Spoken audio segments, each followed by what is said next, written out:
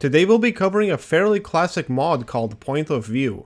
Originally released in 2003, made by the same dev of the Azure Sheep mod. The whole concept of this mod is that you'll be playing as one of the Zen aliens and seeing everything from their perspective, hence the mod title. It starts off with an overly long intro cutscene, kinda like my pre-alpha rundown. I recommend dropping one of these to completely skip it. Just don't forget to put it back to 0. You play as a Vortigaunt named Zonst, who's just sort of minding his business. By the way, you make that sound every time you toggle the flashlight, and it's as addicting as you'd expect. Of course, nothing will go wrong, right? No being that's known for messing things up will come along, right? Who could possibly do that anyway? Humans. So, humans break into some alien labs to steal the XTBS. I've beaten the mod and still have no idea what it does or what it's for, but apparently it's extremely important. Zonst, that's the last time I'm saying that, sets off after it in fear that the Nihilamp will have the Vortigaunt killed for failing to protect the XTBS. It soon learns that humans have built a bunch of research facilities on Zen, finds a huge underground one, and eventually ends up on Earth via a portal where it keeps chasing after the thing. That basically sums up the plot. On top of being an alien, this mod also features a journal system. The first time along I barely noticed this notification popping up, and whenever I would, my gamer brain would instantly notice there's an actual amount of text to read here and quickly disregard it. Despite that, I did actually come back later to read about half of the journals, and you're not missing too much. It mainly holds surprisingly detailed fan-made lore about various aspects of Zen, and comments on the player's current situation, sometimes giving hints on how to progress if they were to get stuck. I'll now be getting into the experience itself, so if you'd prefer to play through it with no more spoilers, you should do so now. Just don't forget to quick save often.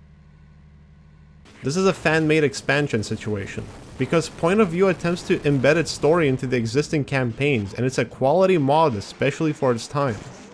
Just seeing how detailed these tight corridors often are is quite nice. While you do just go through a ton of labs and corridors, it does attempt to offer a few unique environments. Most unique setting being these mines, which apparently have deadly rats. Yeah, I guess since headcrabs are on your side, something had to replace them. The mod, at least in my opinion, starts off a bit slow. But according to the reviews I've seen, Zen is the best part of the mod. Take that as you will.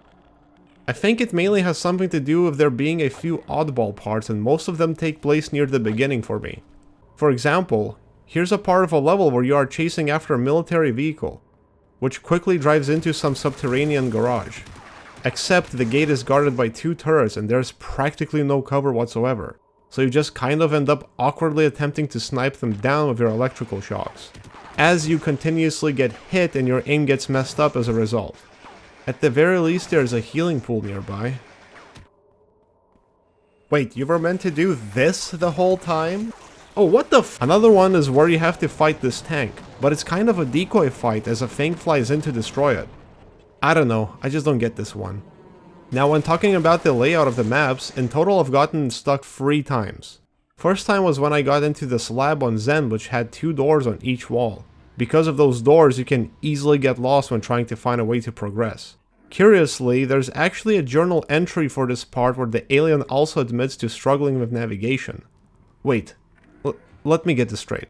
The developer knew this part was confusing and purposefully left it that way for a meta journal entry? I don't know, I think even Gordon would get lost in these rooms. Second time was when I just got transported onto Earth. To break out of the teleportation room, you simply have to destroy the pipe here. And then you aimlessly walk through various corridors looking for that one door which leads you to a new area. You know what, I actually want to see how long it took me to get through this one.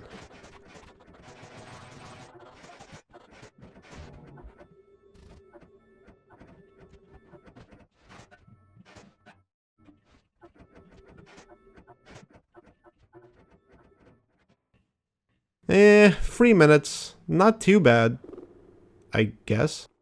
And the third time was when the alien gets captured by scientists, then gets taunted by the guy from Azure Sheep, and then gets freed by a grunt. But this one didn't last long. Also, random fun fact, did you know these dickheads can poison you? Literally kill all scientists. Fourth time was this, but that doesn't count.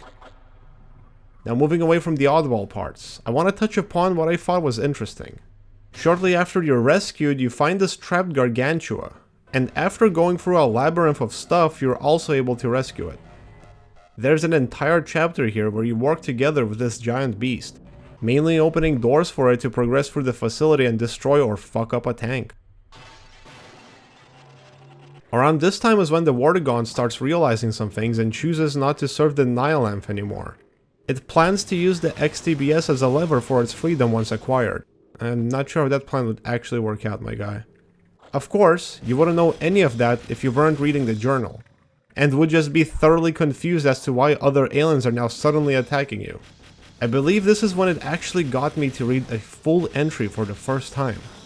You'll also start getting bombarded with these weird Zen bombs from here on out. Hive Hand is usually a good way to deal with them. Now you'll never believe what I'm about to say. This mod becomes a boss rush near the end. You have to fight 3 bosses back to back once reaching this room. The Panther boss fight was incredibly easy.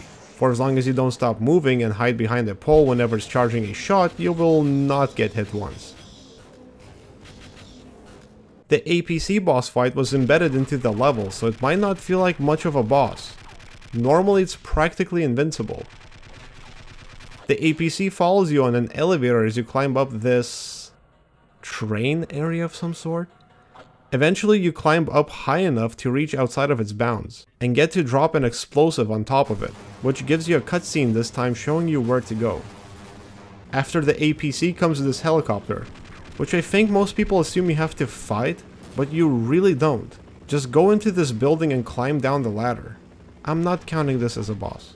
But the final boss is a decked out robot. You know, it's that yellow robot you see in Half-Life's 10-hour train ride. This one's probably the hardest of the 3, which is not saying much. It'll catapult you with bullets which can deal some serious damage, and on occasions launches out a grenade in your direction. Shortly after this, the mod is over. But really, those complaints from earlier weren't a big deal to me. I enjoyed the overall experience. The mod's length comes at a decent 2.5 hours. If you read the journals, I'd say it would last an extra hour. For a mod with mostly consistent quality, that's pretty good. Selecting the hazard course will present you with a bonus level, which kinda explains why the alien knows how to interact with some human technology. Like for example, you need to pick up a keycard to rescue that gargantua, which originally confused me a little bit, like how does he know that he needs a keycard, you know? Now for the weaponry, as this mod features some unique ones. I'll be skipping the Hive Hand and Snarks as we should already know those. Vortigaunt arms, the main weapon. You're able to melee and charge electrical attacks, which actually deal mega headshot damage, pretty much instantly killing most humans. The electrical shocks feature a lifesteal effect, which is going to be the main source of health, and it doesn't work on machines. Loose scientists will often act as medkits because of this. But due to the nature of this thing, you'll develop a habit of attempting to pre-charge the attack around random corners, thinking there's going to be an enemy right there when really there was nothing. As for the melee attack, I've ever only found it useful when dealing with those rats. I should mention this now, but you cannot pick up any of the human items or weaponry. Constantly trying to pick them up is another difficult habit to break, especially when there are these cool laser guns that some of the soldiers carry, and most importantly, a goddamn minigun I'm completely missing out on. But imagine, a Vortigaunt with a minigun. Oh, guess that's cool too. Why does he know how to use that one, but whatever. Chumtoad. I know what it sounds like. Just a different version of the Snarks. They are slower and less spammy, but their devs provide with stronger explosions, supposedly. Didn't find much use for this, especially when Snarks themselves are also available in this mod. Stukabat. In the most basic sense, these act like homing rockets. They'll automatically seek out the nearest NPC and blow them up. If they don't act dumb, that is. One of the more effective options, but with how many narrow corridors are featured throughout this mod, I didn't get to use them a ton. Dual Hive Hand. An unexpected addition. As with most dual weapons, this also makes you feel like a badass. Doubling the ammo counter and slightly increasing the rate of fire does wonders for the Hive Hand.